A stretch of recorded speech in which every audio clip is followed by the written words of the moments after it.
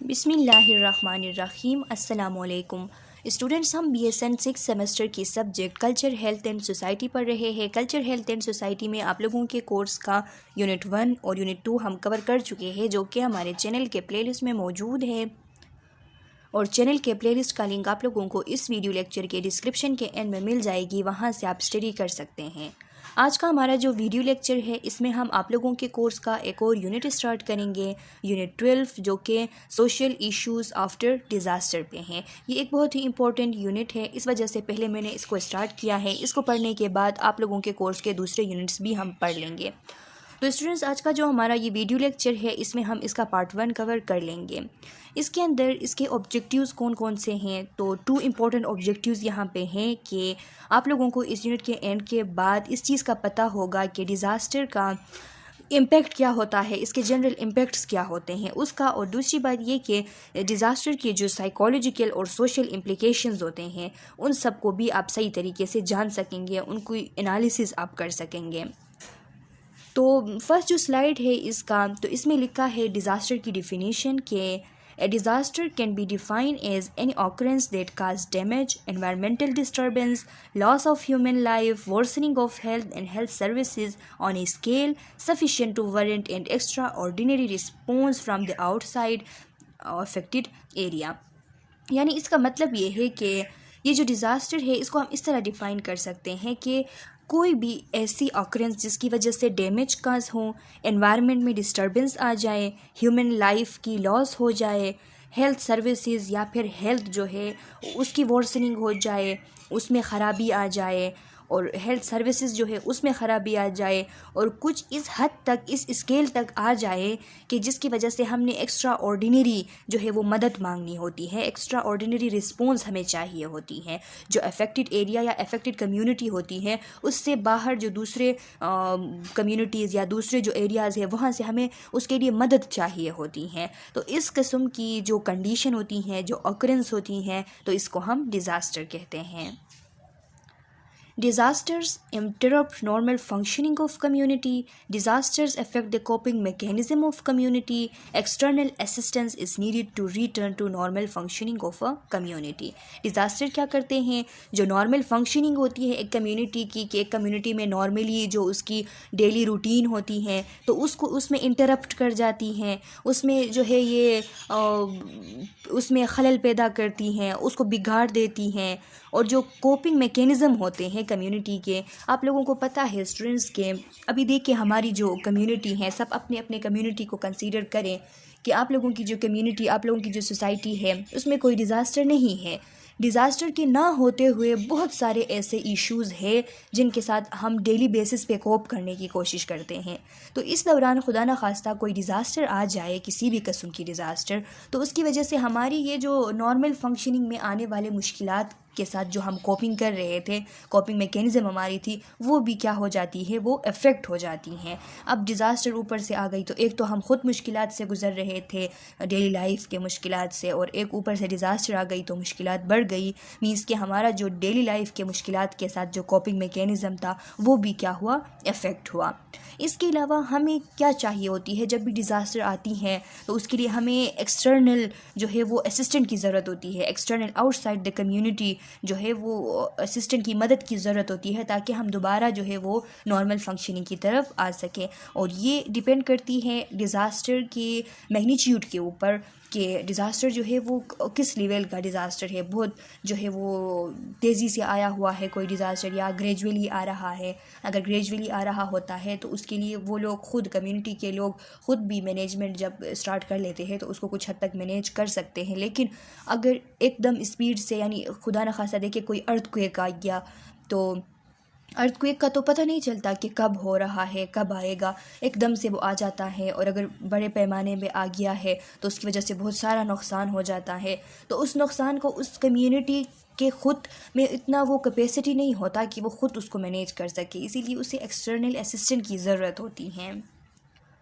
अब देखिए यहाँ पे एक आप लोगों को चार्ट के थ्रू आप लोगों को दिखाया जा रहा है कि number of death from natural disasters पूरी दुनिया का आपको दिखा रहा है कि नंबर ऑफ़ डेथ्स जो है वो कितने पूरी वर्ल्ड में कितने हैं डिज़ास्टर की वजह से।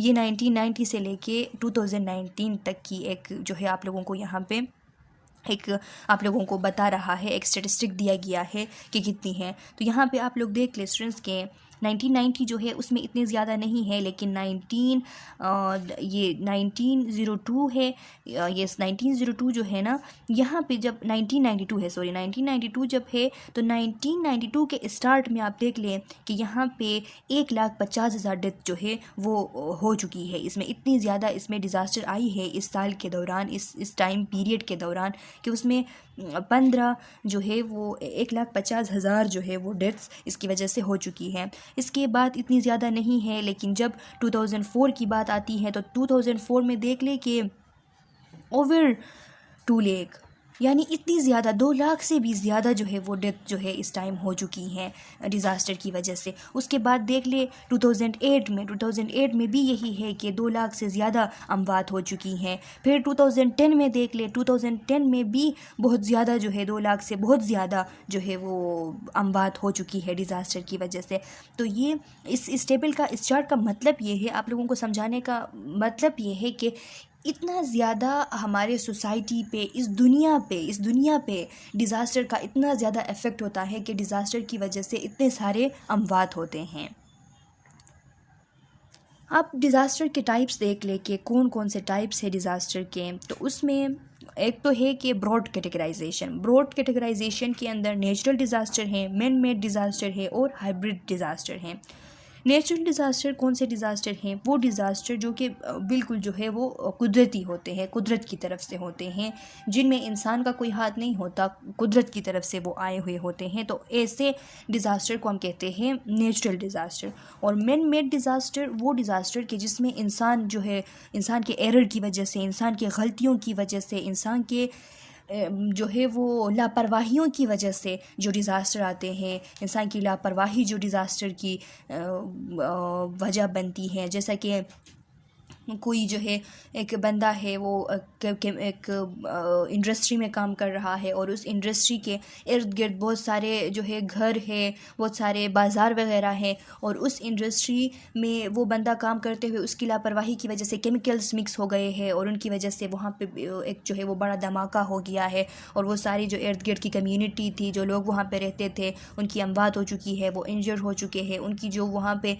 चीज़ें थी, उनके सामान थे, उनके माल दौलत थे, जो जितने भी थे वहाँ पे, तो वो सब जो है अब ख़राब हो चुकी है। तो ये इस तरह के जो डिज़ास्टर होते हैं वो मैन मेड डिज़ास्टर कहलाते हैं।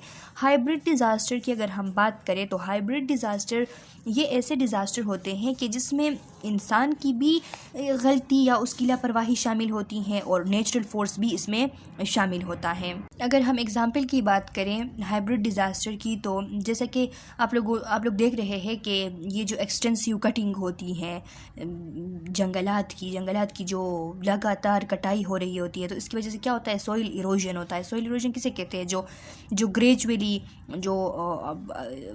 जो सॉइल होती है, जो आर्थरन मटेरियल्स होते हैं, तो वो ग्रेजुअली गिर रहे होते हैं, वो जो है गिर रहे होते हैं। तो इस किस्म के जो कंडीशन होती है उसको हम क्या कहते हैं? सॉइल इरोजन कहते हैं। तो सॉइल इरोजन की एक बड़ी वजह जो है वो क्या है? जंगलात की कटाई है, जंगलात की कटाई। तो अब देखिए जंगलात की कटाई कौन करता है? इंसान करता है, इंसान की हाथ जो है वो इसमें शामिल है। और जो सॉइल इरोजन है वो क्या है? वो एक नेचुरल प्रोसेस है कि सॉइल इरोजन हो रही है उस जंगलात की कटाई की वजह से है। तो इस किस्म के जो डिज़ास्टर होते हैं तो वो क्या कहलाते हैं? वो हाइब्रिड डिज़ास्टर कहलाते हैं। इसके अलावा देख ले जंगलात की कटाई हो रही है, ज़मीन में जो दरख्त है वो कम पड़ रहे हैं, तो इसकी वजह से मौसम में चेंजेस आते हैं, ग्लोबल वार्मिंग होती है। तो ये जो ग्लोबल वार्मिंग होती है ये एक नेचुरल प्रोसेस है, और ये किस वजह से हो रही है? जंगलात की कटाई की वजह से हो रही है, लोगों की जो गंदगी फैलाना है उसकी वजह से हो रही है। तो ये क्या है? ये एक हाइब्रिड डिज़ास्टर है।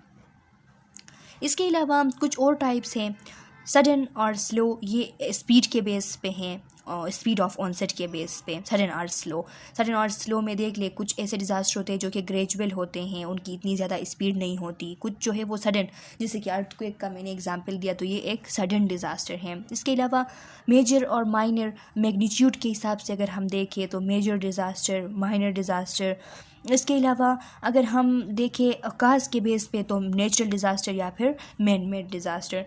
तो मैग्नीट्यूड मीन्स के उसमें कुछ डिज़ास्टर ऐसे होते हैं जो कि एक उनकी जो जिस जब डिज़ास्टर आ जाती है तो उसको हम देखते हैं कि वो माइनर है या मेजर है। अगर नुकसान इतना ज़्यादा नहीं हुआ है तो वो माइनर डिज़ास्टर कहलाती है। ज़ाहिर सी बात है कि अगर डिज़ास्टर जो है वो अगर माइनर है तो फिर उसकी वजह से इतना नुकसान भी नहीं होता, वो मैनेज करने के काबिल होता है। लेकिन अगर मेजर होता है तो उसकी वजह से नुकसान भी ज़्यादा होती हैं और वो मैनेज करने के काबिल भी नहीं होता। नेचुरल डिज़ास्टर्स के टाइप दिए गए हैं कि नेचुरल डिज़ास्टर्स कौन कौन से हैं। तो उसमें फर्स्ट वन टाइप है जियोफिज़िकल जो डिज़ास्टर हैं उनमें से कौन कौन से हैं। अर्थक्वेक है, लैंडस्लाइड है। लैंडस्लाइड किसे कहते हैं, जो पहाड़ या फिर ज़मीन का, हम कह सकते हैं कोई पहाड़ का या ज़मीन का जो टुकड़ा है वो जब कट के गिर जाता है तो इसको हम क्या कहते हैं, लैंडस्लाइड कहते हैं। इसकी पिक्चर आप देख लें, आप लोग खुद समझ जाएंगे। आप लोगों के अलग अलग जो आप लोगों जो भी ज़बान आप बोल रहे होते हैं तो उस ज़बान में आप उसको क्या कहते हैं लैंडस्लाइड को अपने ज़बान में, जैसे कि पोश्तों में आप लैंडस्लाइड को क्या बोलते हैं। तो वो जब आप इसकी पिक्चर देख लेंगे तो आपको समझ आ जाएगी कि ये लैंडस्लाइड जो है किसको हम कहते हैं। यहाँ पे बेसिकली ऐसा होता है कि किसी पहाड़ का या फिर ज़मीन का टुकड़ा जो है, बड़ा सा टुकड़ा, वो कट के फिर गिर जाता है और उसकी वजह से बहुत सारा नुकसान हो जाता है, तो इसको हम लैंडस्लाइड बोलते हैं। सोनामीज़ हो गए, वोल्केनिक एक्टिविटीज़ हो गए। सोनामीज़ ये जो इसको हम कहते हैं कि समंदरी ज़िलज़िला भी इसको हम कहते हैं, या बहरी ज़िलज़िला भी हम इसको कहते हैं, कि जिसमें सीवियर सी वेव जो है वो नज़र आती हैं। सीवियर सी वेव, इसकी भी अगर आप पिक्चर देख लें तो आपको इसकी सही से समझ आ जाएगी। वोल्केनिक एक्टिविटीज़ हैं। वोल्केनिक एक्टिविटीज़ की अगर हम बात करें तो ये रेंजेस इसके हैं कि माइल्ड जो है वो इमिशन ऑफ गैसेस से लेके ये वोइलेंट एक्सप्लोसिव ब्रस्ट तक जो है वो इसकी रेंजेस है, कि इसमें सब आते हैं। छोटे छोटे से भी अगर गैसेस की इमिशन हो रही है, नॉन एक्सप्लोसिव लावा जो है उसकी इमिशन अगर हो रही है तो वो भी वोल्केनिक एक्टिविटी के अंदर आती हैं। लेकिन अगर बहुत ज़्यादा एक्सप्लोसिव लावा जो है वो फट रहा है, लावा ब्रस्ट हो रही है, तो वो भी वोल्केनिक एक्टिविटी के अंदर आती है। तो ये जितने भी हैं ये जियो फिज़िकल नेचुरल डिज़ास्टर्स हैं। अब हाइड्रोलॉजिकल, वाटर से जिनका ताल्लुक़ है। अब जियो फिज़िकल मीन्स के जो अर्थ है उससे जो ज़मीन है, जो उसकी फ़िज़ीक है ज़मीन की, अर्थ की, तो उससे रिलेटेड अर्थक्वेक हो गए, लैंडस्लाइड हो गए, सुनामीज़ हो गए और वोल्केनिक एक्टिविटीज़ हो गए, तो ये उससे रिलेटेड है। अब हाइड्रोलॉजिकल की अगर हम बात करें तो एवलांचेस हो गए, फ्लड्स हो गए। एवलांचेस किसे कहते हैं, जो बर्फ़ानी तोदे वगैरह होते हैं, तो ये हाइड्रोलॉजिकल में आते हैं, और फ्लड्स जो है वो भी हाइड्रोलॉजिकल में आते हैं। मेटीरियोलॉजिकल है। मेटीरियोलॉजी किसे कहते हैं, मौसमियाती इसको हम कहते हैं उर्दू में, मेटीरियोलॉजी या मेटीरियोलॉजिकल जो है वो, यानी मौसम के साथ साथ साइक्लोन आ सकते हैं। साइक्लोन मीन्स तूफ़ान, स्ट्रॉम्स, या फिर इसको हम वेव सर्जेस भी कहते हैं। वेव सर्जेस जो तेज़ हवाएं निकलती हैं, बहुत ज़्यादा तूफ़ानी टाइप हवाएं, तो इसको हम वेव सर्जेस कहते हैं। तो ये मेटीरियोलॉजिकल के अंदर आती हैं। देखिए बायोलॉजिकल को, बायोलॉजिकल जो है उसके अंदर कौन सी है, एपिडेमिक्स है, इंसेक्ट और एनिमल प्लेग्स है। कोई जो है कोई बीमारी हो गई, अब देखें कि एपिडेमिक आ गई, कोई बहुत ज़्यादा जो है कोई डिजीज़ एपिडेमिक हो रही है, तो वो एक बायोलॉजिकल डिज़ास्टर होती है, उसकी वजह से बहुत सारे जानी नुकसान हो जाती हैं, तो वो भी एक डिज़ास्टर कहलाती हैं और बायोलॉजिकल डिज़ास्टर कहलाती हैं। क्लाइमेटोलॉजिकल है, मीटीरियोलॉजिकल या क्लाइमेटोलॉजिकल, इसमें इतना ज़्यादा फ़र्क नहीं है, लेकिन इसके जो मेजर ग्रुप्स इसके अंदर दिए गए हैं वो यहाँ पे आपको बताया गया है। इनमें से जो है एक एग्ज़ाम्पल दूसरे के अंडर भी आ सकती है, इसमें आपने कंफ्यूज नहीं होना है। जैसे कि यहाँ पे क्लाइमेटोलॉजिकल के अंदर मेनली एक्सट्रीम टेम्परेचर की वजह से, बहुत ज़्यादा गर्मी हुई उसकी वजह से जो अमवात होते हैं, कोई बीमारी फैलती है, या ड्राउट होती है यानी खुशहाली होती हैं, वाइल्ड फायर्स होते हैं, जंगलात जल जाते हैं बहुत ज़्यादा गर्मी की वजह से, बहुत ज़्यादा सर्दी होती हैं तो उसकी वजह से बहुत सारे मुश्किलात आते हैं। तो ये सारी चीज़ें जो है वो क्लाइमेटोलॉजिकल डिज़ास्टर के अंदर आती हैं। मैन मेड या फिर मैन मेड डिज़ास्टर्स को हम एंथ्रोपोजेनिक डिज़ास्टर्स भी कहते हैं। इसमें क्या लिखा है कि it result from human intent, negligence और एरर एंड हैज सब टाइप्स, यानी ये या तो इंसान इरादतन ये करता है, या फिर वो लापरवाही की वजह से उस इंसान की, या फिर उसकी गलती की वजह से, या इंसान के इरादे की वजह से इरादतन करता है, या फिर वो जो है किसी इरादे से नहीं बल्कि लापरवाही से करता है, या फिर वो गलती से करता है। तो उसकी लापरवाही, उसके इरादे, उसकी गलती की वजह से होने वाले जो डिज़ास्टर है वो मैन मेड डिज़ास्टर या फिर एंथ्रोपोजेनिक डिज़ास्टर कहलाते हैं। अब इसमें आगे सब टाइप्स हैं। सब टाइप्स के अंदर फर्स्ट वन है टेक्निकल डिज़ास्टर। कौन सी डिज़ास्टर होती हैं? फेलियर और break down of system, structural collapse. अगर किसी सिस्टम की फेलियर हो जाती हैं, स्ट्रक्चरल कोलैप्स हो जाती हैं, तो फिर वो अंडर कैटेगरी में आती हैं टेक्निकल मैन मेड डिज़ास्टर के।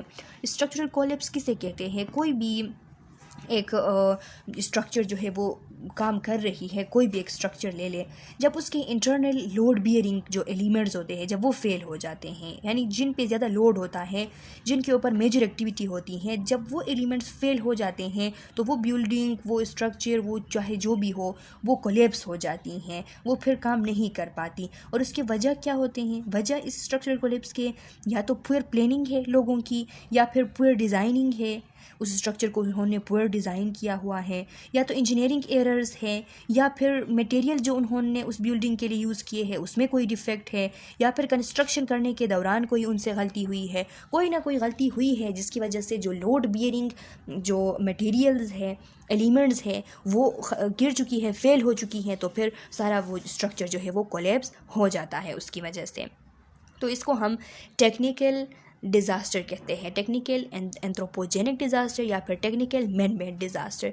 इंडस्ट्रियल डिज़ास्टर को देख ले, केमिकल एंड न्यूक्लियर एक्सप्लोजन। अगर कोई केमिकल एक्सप्लोजन हो गई, न्यूक्लियर एक्सप्लोजन हो गई, तो फिर वो कहलाती है इंडस्ट्रियल। किस तरह की यानी कोई केमिकल एक्सप्लोजन कब होती है? तब होती है जब ये केमिकल जो है वो आपस में जब मिक्सड हो जाते हैं गलती से, ऐसे केमिकल जो कि एक दूसरे के साथ मिक्स होने पर वो रिएक्शन करते हैं, तो उसकी वजह से एक्सप्लोजन हो जाती हैं। और इसकी वजह ये हो सकती है कि कुछ कमर्शियल केमिकल जो कि इम्प्रॉपरली स्टोर किए गए हो वो, या फिर वो एक्सपायर हो चुके हो और फिर भी वो वहाँ पे मौजूद हो, तो फिर उस टाइम केमिकल या न्यूक्लियर एक्सप्लोजन हो सकती हैं। वारफेयर है, सोशियो पॉलिटिकल कॉन्फ्लिक्ट्स हो गए, इंट्रा सोसाइटल कॉन्फ्लिक्ट वार हो गए, यानी वारफेयर किसे कहते हैं? जंगबाजी को वारफेयर कहते हैं। तो वारफेयर में क्या होता है? For example socio political conflicts, तो इसका आप लोगों को अच्छे से पता है क्योंकि अभी हमारे यहाँ पाकिस्तान में जो हालात चल रहे हैं तो वो यही वारफेयर के हालात है कि सोशियो पॉलिटिकल कॉन्फ्लिक्ट्स से बहुत ज़्यादा। तो इस वजह से क्या होता है कि ये एक डिज़ास्टर है, इसकी वजह से मुल्क की हालात बिगड़ जाती है। जैसे कि अभी महंगाई को देख ले, इस सोशियो पॉलिटिकल कॉन्फ्लिक्ट्स की वजह से इंट्रा सोसाइटल कोई कॉन्फ्लिक्ट आ गया, तो या फिर यहाँ पे वार की वजह कोई जंग हुई थी और उस जंग की वजह से सोसाइटी के अंदर जो है वो कॉन्फ्लिक्ट पैदा हुई हैं, और वो भी एक डिज़ास्टर है। बायोलॉजिकल अटैक्स हो गए, releasing harmful micro organisms or toxins into the environment, के मैन मेड, यानी लोगों का हाथ है इसमें कि उन्होंने हार्मफुल माइक्रो ऑर्गेनिजम्स को एनवायरनमेंट में फैलाया है, रिलीज़ किया है, तो ये biological attack man made disaster कहलाती हैं। डिज़ास्टर क्राइटेरिया, हम कब किसी जगह के लिए कह सकते हैं कि इस जगह में डिज़ास्टर हुई है? तो लिखा है according to the United Nation environmental programme UNEP and the centre of research on epidemiology of disaster CRED, इनके मुताबिक देखिए जो यूनाइटेड नेशन एनवायरमेंटल प्रोग्राम है और research on epidemiology of disaster है, सेंटर ऑफ रिसर्च, तो ये लोग क्या कहते हैं? ये लोग कहते हैं कि डिज़ास्टर हम तब कह सकते हैं जब 10 और मोर पीपल रिपोर्टेड किल, कि उस जगह 10 या 10 से ज़्यादा लोग मर चुके हो, उनकी फौत हो चुकी हों। 100 people reported as being affected, 100 लोगों के बारे में रिपोर्ट किया जाए कि वो अफेक्टेड है यानी इंजर्ड है। A call for international assistance, international assistance के लिए कॉल जो है वो की जाए। Declaration of a state of emergency, और उस जगह स्टेट ऑफ इमरजेंसी की डिक्लेरेशन हो, तो फिर उस जगह को हम क्या कहते हैं? तो फिर उस जगह को हम डिज़ास्टर कहते हैं। नेशनल इमरजेंसी किसे कहते हैं? एक ऐसी स्टेट के जिसमें किसी डेंजर या किसी थ्रेट की वजह से जो है वो इमरजेंसी लगाया जाए, इमरजेंसी उसमें रिपोर्ट किया जाए, तो उसको कहते हैं कि declaration of state of emergency. तो यहाँ पे इस बात को आपने याद रखना है स्टूडेंट्स के 10 or more people reported kill, 100 people reported as being affected, a call for international assistance। ये इतना ज़रूरी नहीं है, मे बी कॉल नहीं भी की जा सकती है। Declaration of state of emergency.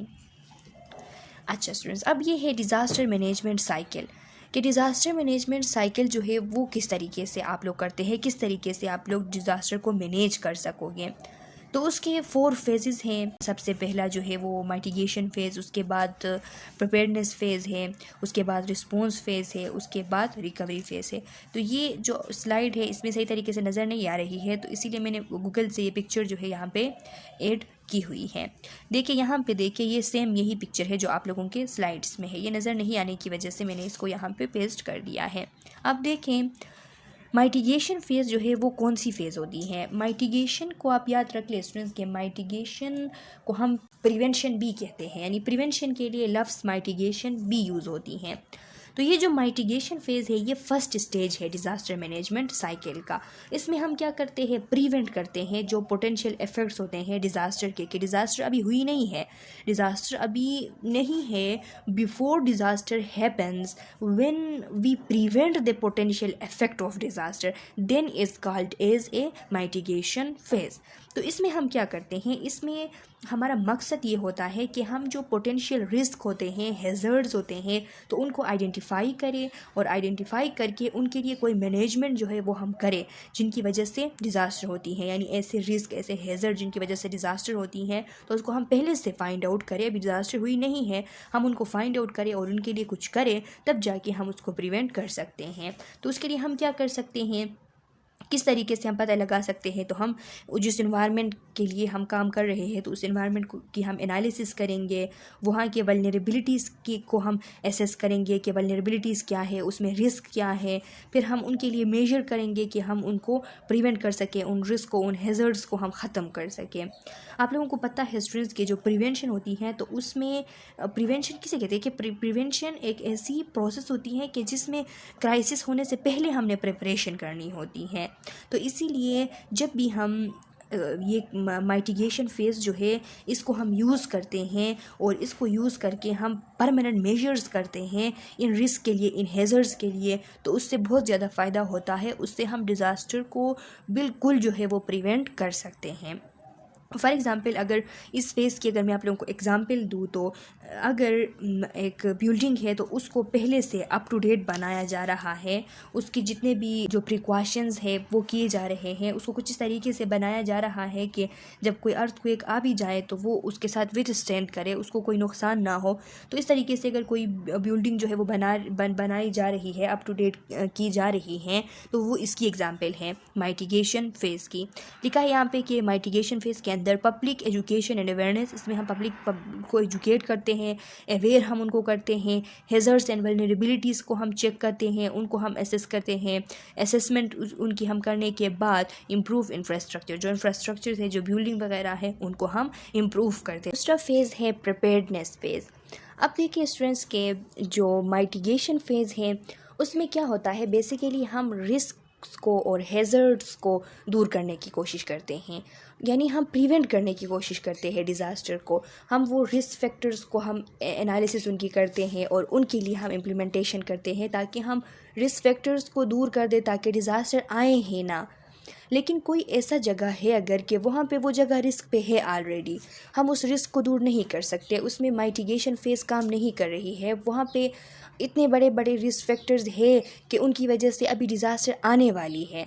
तो जो डिज़ास्टर आने वाली है उसका हम अंदाज़ा लगा के कि अभी डिज़ास्टर तो आने वाली है, उसको हम रोक नहीं सकते, तो उसके लिए हम उस एरिया के अंदर क्या करते हैं कि लोगों को तैयार करते हैं, इक्विपमेंट्स तैयार करते हैं, सिस्टम्स को तैयार करते हैं।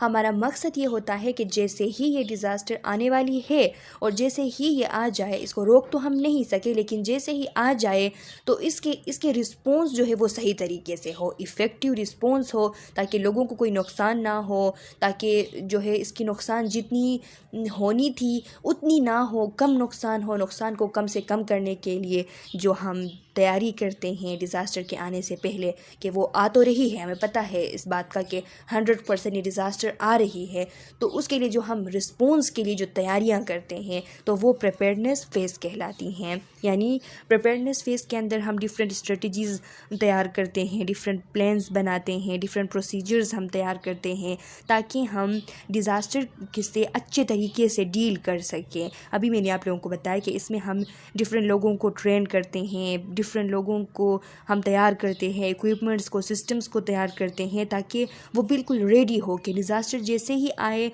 तो उसको इफ़ेक्टिव रिस्पॉन्स जो है वो दे सके। तो ये हम प्रिपेयर्डनेस फेज़ के अंदर करते हैं। तो इसके लिए हम क्या करेंगे, सबसे पहले तो उस एरिया के लिए हम नेशनल इमरजेंसी डिक्लेयर करेंगे।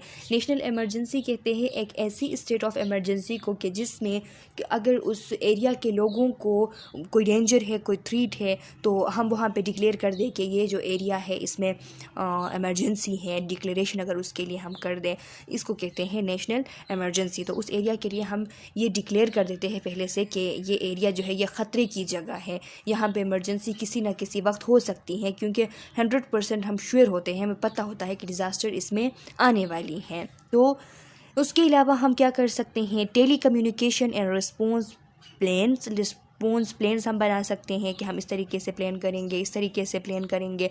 डिफरेंट प्लानिंग हम करते हैं। टेली कम्युनिकेशन को हम ठीक करते हैं। टेली कम्युनिकेशन किसे कहते हैं, ये जो इलेक्ट्रॉनिक मीन्स ऑफ ट्रांसमिशन होती हैं इंफॉर्मेशन की, यानी जितने भी ज़रिए होते हैं इंफॉर्मेशन को ओवर डिस्टेंस एक दूसरे तक पहुंचाने की, जैसा कि टेलीफोन कॉल्स हो गए, इंटरनेट सिस्टम हो गया, जिसके थ्रू डिफरेंट जो है हम सोशल मीडिया में वो बात बताते हैं, लोगों से मदद तलब करते हैं, टेक्स्ट हो गया या फिर वीडियोस या इमेजेस शेयर करना, ये सारी चीज़ें यानी टेली कम्युनिकेशन का जो ज़रिया है, तो इसको हम बहाल करते हैं उस एरिया में, ताकि सही टाइम पे सही इन्फॉर्मेशन जो है वो किसी दूसरी जगह हम पहुंचा सकें और मदद जो है वो तलब कर सकें। इसके अलावा ट्रेनिंग एंड एक्सरसाइज, वहाँ पे लोगों को हम तैयार करते हैं, उनको ट्रेन करते हैं। अर्ली वार्निंग हम देते हैं। स्टैंडर्ड ऑपरेटिंग प्रोसीजर्स, वहाँ के जितने भी प्रोसीजर्स जो हम करने वाले हैं रिस्पॉन्ड करते वक्त डिज़ास्टर के लिए, तो उसको हम पहले से तैयार करते हैं, तो उनको सही तरीके से स्टैंडर्डली तैयार करना, तो ये सब हम प्रिपेयर्डनेस फेज़ के अंदर करते हैं। ये सारी चीज़ें आपने याद रखनी है, एमसीक्यूज़ में आपसे पूछी जा सकती हैं कि training and exercise and early warning जो है वो किस फेज़ में की जाती है डिज़ास्टर मैनेजमेंट की, तो ये आप लोगों को पता हो कि ये प्रिपेयर्डनेस फेज़ में की जाती हैं। थर्ड फेज़ इसका है रिस्पॉन्स फेज़। ये अब वो वक्त है कि डिज़ास्टर जो है वो आ चुकी हैं, यानी जो रिस्पॉन्स फेज़ है ये वो स्टेज होती है कि जिसमें हम इमीडिएट रिस्पॉन्स करते हैं। डिज़ास्टर आ चुकी है और हम उसके लिए रिस्पॉन्स कर रहे हैं, तो ये फ़ेज़ रिस्पॉन्स फेज़ कहलाती हैं। इसमें हम क्या करते हैं, पहले हम सर्च करते हैं और देखते हैं कि लोग जो है वो कितने ज़ख्मी हो चुके हैं, उनको हम रेस्क्यू करते हैं। इमरजेंसी मेडिकल असिस्टेंस हम प्रोवाइड करते हैं और इमरजेंसी शेल्टर्स जो है वो हम सेटअप करते हैं। इमरजेंसी शेल्टर्स वहाँ पे बनाते हैं और उस एरिया में हम इमरजेंसी उनको लोगों को मेडिकल केयर जो है वो प्रोवाइड कर रहे होते हैं। उनको हम सर्च कर रहे होते हैं, सर्च करके उनको ढूंढ के उनको रेस्क्यू कर रहे होते हैं जो लोग ज़ख्मी हैं। तो ये रिस्पॉन्स फेज़ के अंदर होती हैं। यानी रिस्पॉन्स फेज़ का मकसद ये होता है कि उस सिचुएशन को स्टेबल किया जाए और वहाँ पे जो नुकसान हो चुका है तो वो तो हो चुका है, लेकिन मज़ीद नुकसान जो है उससे उनको बचा सके कि लोग ज़ख्मी हो चुके हैं, अब उन लोगों को कुछ इस तरीके से केयर प्रोवाइड किया जाए कि वो मरने से बच जाए। तो इस किस्म की जो स्टेज होती है, इस किस्म के जो काम होते हैं वो इस स्टेज के अंदर, रिस्पॉन्स स्टेज के अंदर की जाती है। क्या क्या हम इसमें कर सकते हैं, कम्युनिकेशन एंड कोऑर्डिनेशन, हम चीज़ों को बैलेंस करते हैं, मैनेज करने की कोशिश करते हैं, कम्युनिकेशन करते हैं, मदद तलब करते हैं और सेविंग लाइफ और ज़िंदगियां बचाने की कोशिश करते हैं। इसके बाद आती है फ़ेज़ नंबर 4 जो कि रिकवरी फ़ेज़ है, या इसको हम रिस्टोरिंग फ़ेज़ भी कहते हैं। तो जो रिस्टोरिंग फ़ेज़ या फिर रिकवरी फ़ेज़ है, ये कौन सी फ़ेज़ होती है? ये वो फ़ेज़ होती है कि जिसके अंदर हमारा फोकस जो है वो अफेक्टेड कम्युनिटी को रिस्टोर करके दोबारा नॉर्मलिसी की तरफ लाना होता है कि अब इफ़ेक्ट तो हो चुके हैं, अब इनको हम कौन कौन से ऐसे मेजर्स करें कि इनको दोबारा हम नॉर्मलिसी की तरफ ले आए। तो उसमें हम क्या कर सकते हैं, उसमें हम मेडिकल असिस्टेंट प्रोवाइड कर सकते हैं, कंटिन्यूस मेडिकल असिस्टेंस। इसके अलावा हम जो इंफ्रास्ट्रक्चर्स ख़राब हुई है उनको रीबिल्ड कर सकते हैं। हम इंडिविजुअल्स और फैमिलीज़ जो है उनकी रिकवरी होने में उनकी मदद कर सकते हैं। ये सारी चीज़ें हम कर सकते हैं। अब देखिए स्टूडेंट, यहाँ पे आप लोगों के स्लाइड्स में क्या लिखा है कि हम टेली कम्युनिकेशंस को बहाल रखेंगे उस एरिया में, ताकि दोबारा जो है वहाँ पे कोई नुकसान ना हो, वहाँ पे उन लोगों को हॉस्पिटल पहुँचाने, उनको मेडिकल केयर प्रोवाइड करने में कोई नुकसान ना हो, उनको बाहर से मदद जो है वो मिलती रहे। इसीलिए इसमें हम टेली कम्युनिकेशंस जो है उनको बहाल रखते हैं। इंफ्रास्ट्रक्चर जो ख़राब हुई हैं उनको हम ठीक करते हैं। जो लोग ज़िंदा है उनकी, वो इंजर्ड है, उनकी लाइफ को हम इम्प्रूव करने की कोशिश करते हैं। जो लोग मुश्किल में हैं वहाँ पे अगर फूड वगैरह उनको प्रोवाइड करते हैं, उनकी लाइफ जो है उसको इम्प्रूव करने की इस तरीके से कोशिश करते हैं, और उनको रिकवर करने और उनकी रिहेबिलिटेशन करने की कोशिश करते हैं। और उस एरिया के जो सर्विसेज इफ़ेक्ट हुए हैं तो उनको भी हम रिहेबिलिटेट करने की कोशिश करते हैं फ़ेज़ 4 के अंदर, यानी रिकवरी फ़ेज़ के अंदर।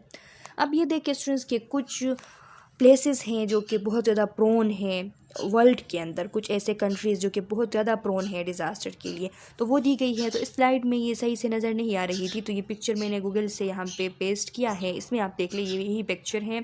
The place is most prone to disaster, countries most at risk when facing natural disaster पर region by world risk index, कि वर्ल्ड रिस्क इंडेक्स ली गई है और इसमें ये बताया जा रहा है कि कौन से कंट्रीज़ जो है नेचुरल डिज़ास्टर के लिए सबसे ज़्यादा प्रोन हैं। तो इसमें सबसे ज़्यादा जो कंट्री प्रोन है नेचुरल डिज़ास्टर के लिए, तो वो क्या है, वेनुआटो की जो कंट्री है ये 47.7% इस रिस्क पे है कि इसको ये इफ़ेक्ट होती है नेचुरल डिज़ास्टर की वजह से। उसके बाद अगर देखा जाए तो ये जो ब्रुनाई है, ब्रुनाई 22.8% है।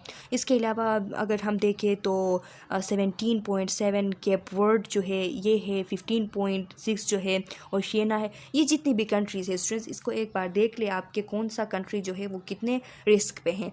इसमें यहाँ पे आप ये वेनुआटो जो है इसको याद रखें कि सबसे ज़्यादा रिस्क पे है। मे बी MCQs में आप लोगों से पूछा जा सकता है कि which country is most prone to natural disaster, और इसकी परसेंटेज जो है वो 47.7 है, तो ये आपको याद हो।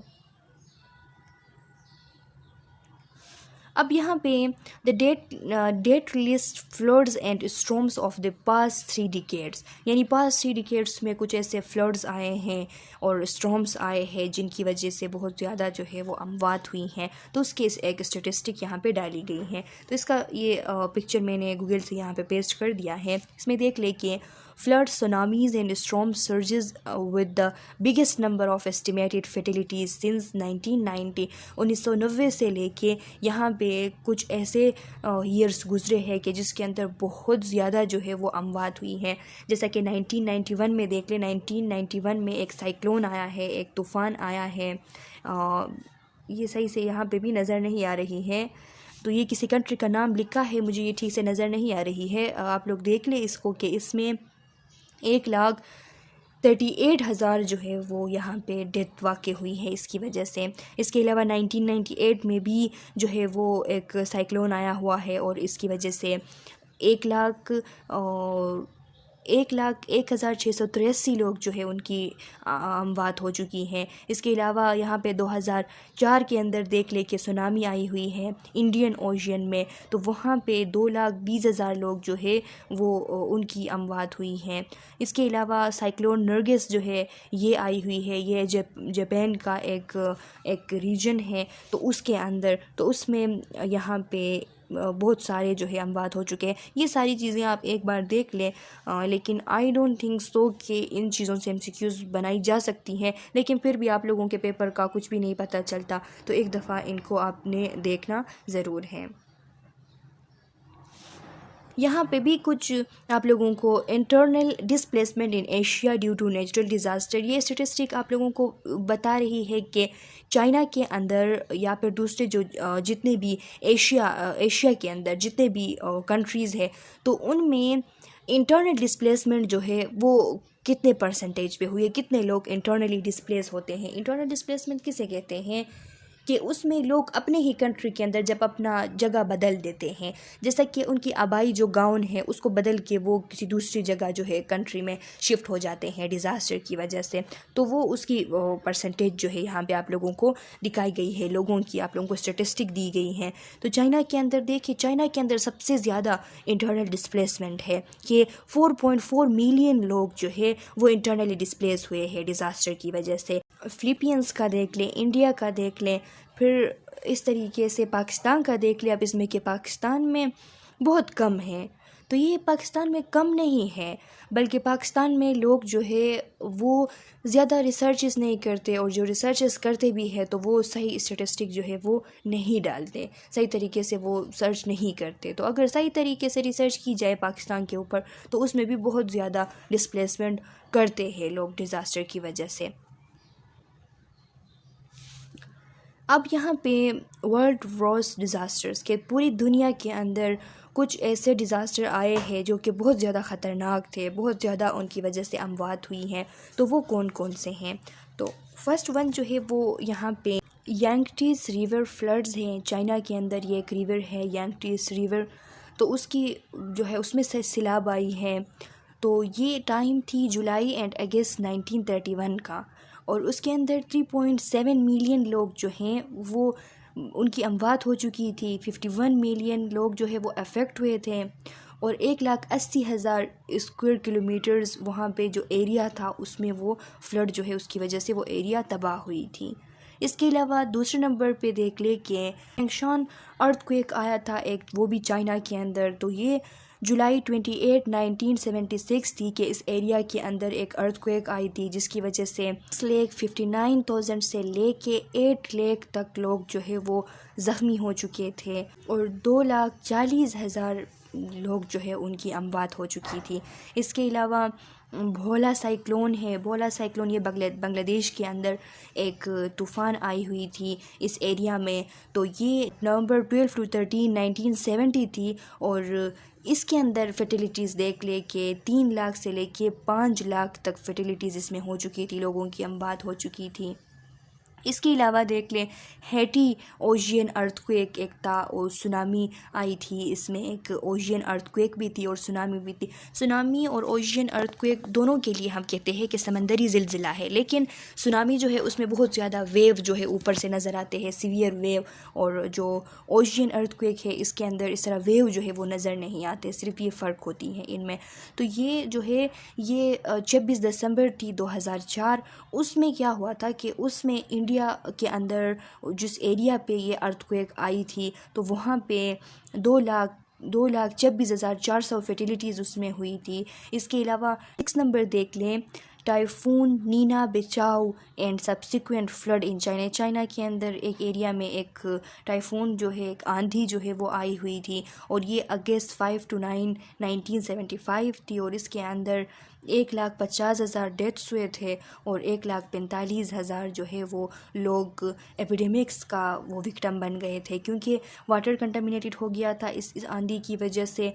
वहाँ के लोग जो है उनको काफ़ी हद तक नुकसान हुआ था, तो वो हंगर में भी गए थे, और इस वाटर कंटामिनेशन की वजह से एपिडेमिक्स वहाँ पे फैल गए, तो इतने लोग जो है वो बीमार हो गए थे, और इतने लोगों की डेथ जो है वो काज हो चुकी थी। जापान के अंदर के एक बहुत ही ज़्यादा ग्रेट कैंटो अर्थक्वेक जो है वो आया हुआ था, ये सितंबर 1923 थी, और इसकी वजह से यहाँ पे 1,30,000 जो है वो डेथ्स हो चुके थे। बांग्लादेश साइक्लोन है एक, मेरियन और गौर की साइक्लोन ये था इस एरिया के अंदर। तो यहाँ पे इस साइक्लोन की वजह से 1,39,000 फर्टिलिटीज़ जो है वो हो चुकी थी, और ये अप्रैल 22 से लेके 30 तक 1991 का टाइम था। साइक्लोन नरगिस जो है वो म्यांमार में हुई थी, और ये म्यांमार जो है स्टूडेंट्स, म्यांमार ये जो जिसको हम कहते थे एक कंट्री है एशिया के अंदर, बुर्मा जिसे पहले कहा जाता था, अब म्यांमार उसको कहा जाता है। तो ये वहाँ की बात हो रही है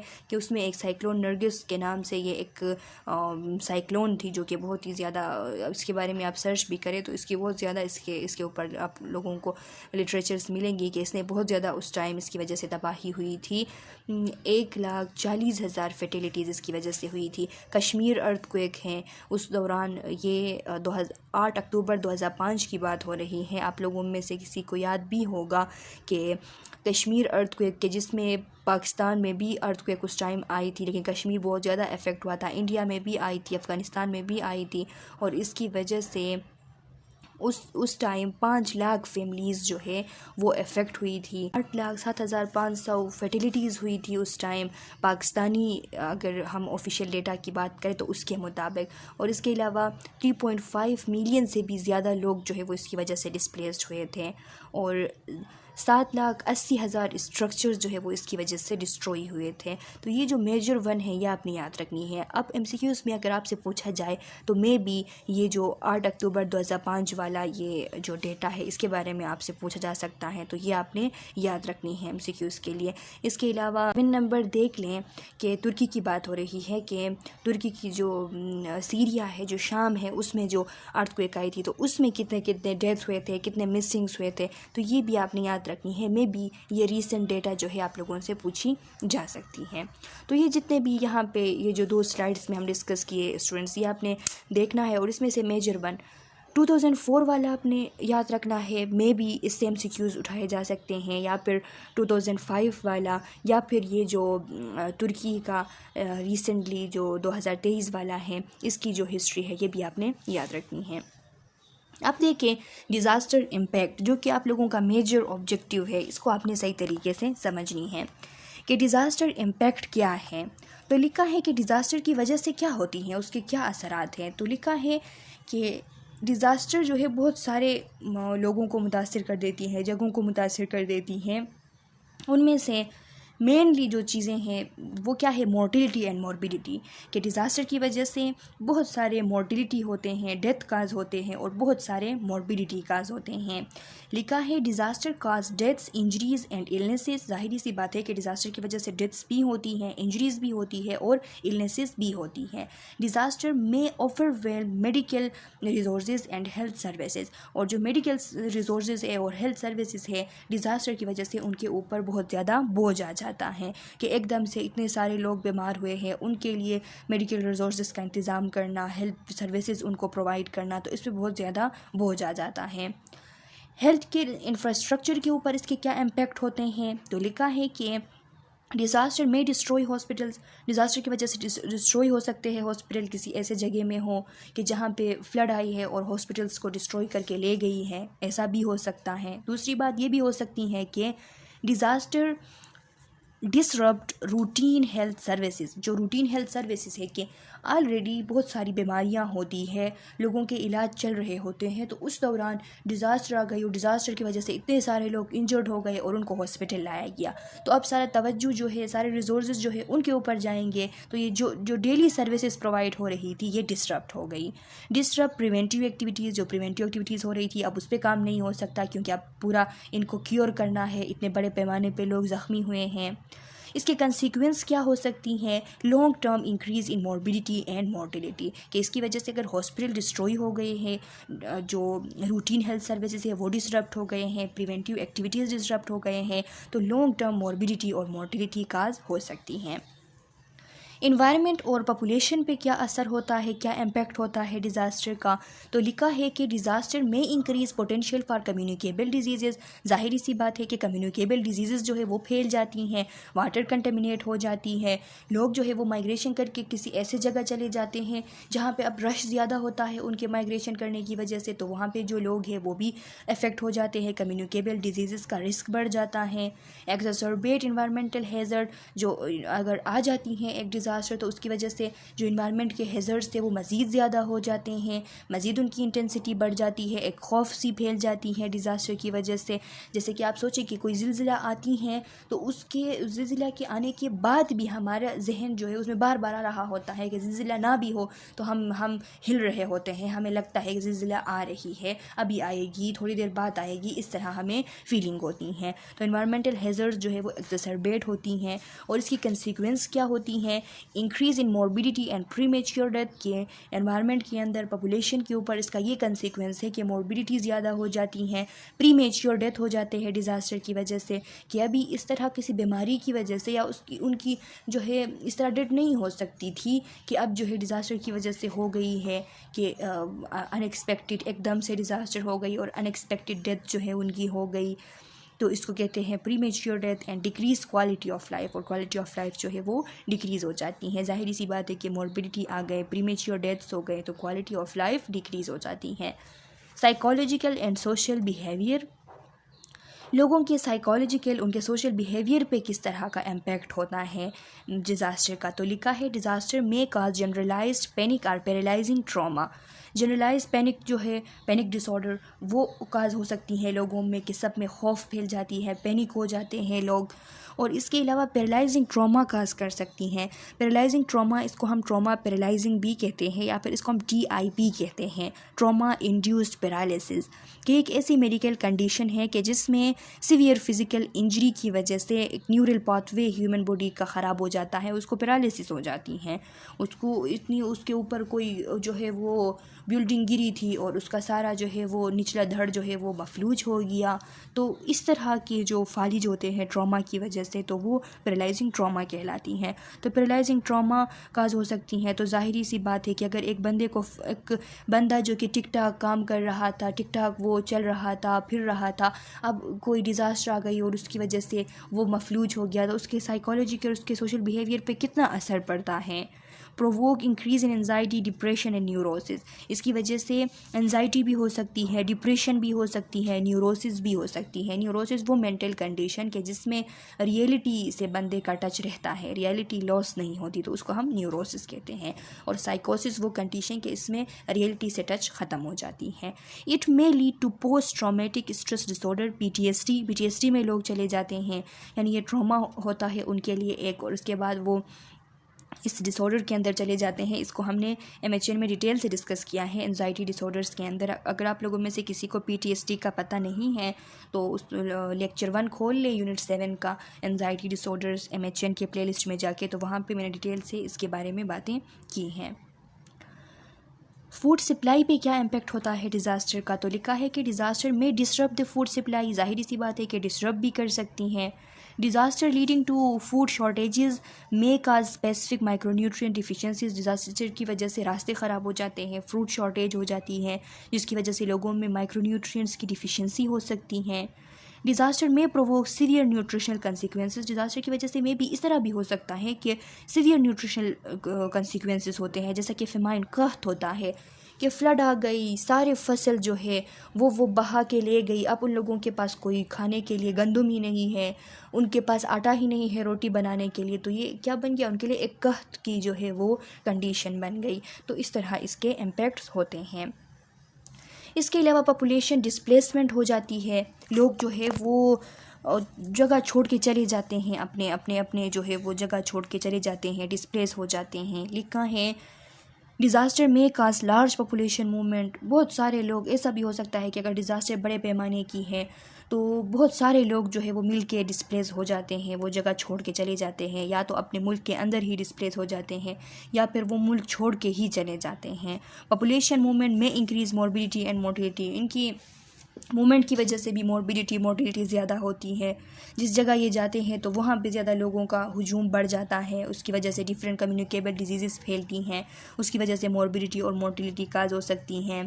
population movement may precipitate epidemics of communicable diseases in both displaced and host communities, population movement की वजह से ऐसा भी हो सकता है कि बहुत सारे एपिडेमिक्स जो है वो फैल जाए, यानी जहाँ पे लोग ज़्यादा होते हैं तो वहाँ पे कम्युनिकेबल डिजीज़ फैलने का ख़दशा जो है वो मज़ीद जो है वो बढ़ जाता है। तो और इसके अलावा सिर्फ बीमारियां ही नहीं बल्कि वहाँ पे डिफरेंट जो है लोग जिस जगह पर जाते हैं तो चोरियां होती हैं, तशद्दुद करते हैं एक दूसरे के ऊपर, लोग एक दूसरे को मारते हैं, ट्रैफिक प्रॉब्लम्स होती हैं, डिफरेंट प्रॉब्लम्स हैं। Loading of population and overlay of refuge and host population में lead to injuries and violence. देखिए यही बात के ओवर पॉपुलेशन की वजह से जब होस्ट पॉपुलेशन जो है उनकी लेवल बढ़ जाती हैं बहुत ज़्यादा, तो उस टाइम या रिफ्यूजीज़ बढ़ जाते हैं और एक तो वहाँ पे होस्ट पॉपुलेशन ही उस एरिया में ज़्यादा होते हैं और दूसरी तरफ वो रिफ्यूजीज़ जब आ जाते हैं वहाँ पे, जो माइग्रेटेड पीपल होते हैं वो वहाँ पे आ जाते हैं तो वो बहुत ज़्यादा बढ़ जाते हैं लोग। जब वो बहुत ज़्यादा बढ़ जाते हैं तो इंजरीज़ भी हो सकती हैं, जैसे कि ट्रैफिक इंजरीज़ का मैंने आप लोगों को बताया, और वॉयलेंस, चोरियाँ होती हैं, एक दूसरे को मारते हैं लोग, बहुत सारे झगड़े करते हैं। तो ये सारी कंसिक्वेंसेस हो सकती हैं डिज़ास्टर की। अच्छा स्टूडेंट्स, इससे आगे स्लाइड नंबर 21 हम नेक्स्ट वीडियो लेक्चर में डिस्कस करेंगे, इससे आगे नेक्स्ट वीडियो लेक्चर में कंटिन्यू करेंगे। मैं उम्मीद करती हूँ कि यहाँ तक आप लोगों को सही तरीके से समझ आ गई है। फिर भी कोई कन्फ्यूजन है, कोई मसला है तो कमेंट सेक्शन में अपना क्वेश्चन डाल लें। मैं नेक्स्ट वीडियो लेक्चर में जब आप लोगों को पार्ट 2 पढ़ाऊँगी तो उसमें आप लोगों के क्वेश्चन का आंसर करूँगी। तब तक के लिए अल्लाह हाफिज़।